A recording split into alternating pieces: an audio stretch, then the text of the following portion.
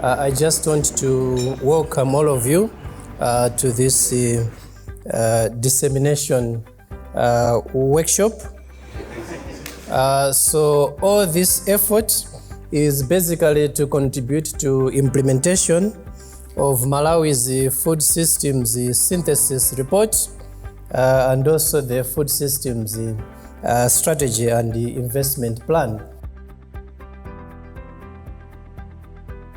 It's an important gathering today. We meet here to reflect, to share the results of the two studies that have been conducted. We'll be looking at the policy and regulatory environment for food systems transformation, to look at the dynamics around localizing that. And secondly, we'll be looking at the social protection programs. Today, one of the studies, and the first study, examines whether access to multiple social support programs improves household resilience and food security. So this is a snapshot of our results. So we noticed that across, I think it's positive, albeit not significant for some of those, except for those that receive up to 4 social support programs. And of course, households that are engaged in self-employment activities are also better off. The next set of results is on resilience.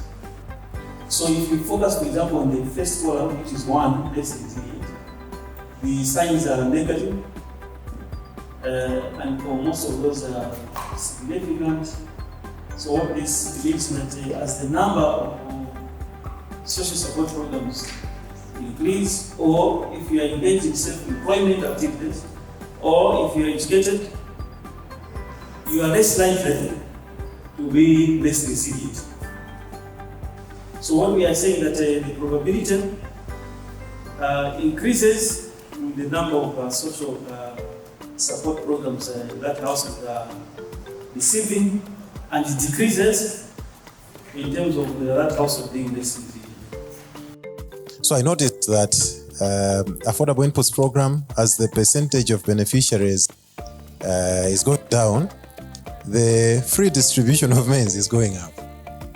So I was asking myself to say, could it be that those we have avoided supporting through the production program are the ones we're now facing later on with food assistance? And it tells a story, building on to the next point, to say, yes, the programs are doing a good job to address the immediate needs, but what are their contribution towards building sustainable resilience? I was just thinking outside the box, looking at the media in Malawi. To what extent has the media in Malawi covered issues that have been highlighted in the study? I'm looking at issues like unearthing inefficiencies or covering successes or failures, because what I'm looking at is a media can be looked upon as a change agent, or can sometimes tackle issues complementing what other stakeholders are already doing. The second study does focus on policy lessons for localizing the food systems transformation agenda in Malawi. First of all, after our review of policies, we noted that most of the policies that we have, the frameworks, are coherent and aligned to the agriculture policies. However, there are some gaps which need to be addressed. For instance, the nutritional policy there mainly focuses on nutrition for under 5 children. We also noted that there is a gap in terms of food waste management, retail marketing, and cold storage management. Apart from that, there is a prioritization of maize production, so that undermines the diversification efforts. Another thing is we noted that there's high extension worker vacancy rates, which affects quality of service delivery, and that there are inadequate resources for awareness campaigns. I think there was a point raised on the issue in regards to extension services. So we had a study on the budget analysis, and one of the recommendations made were that there's a need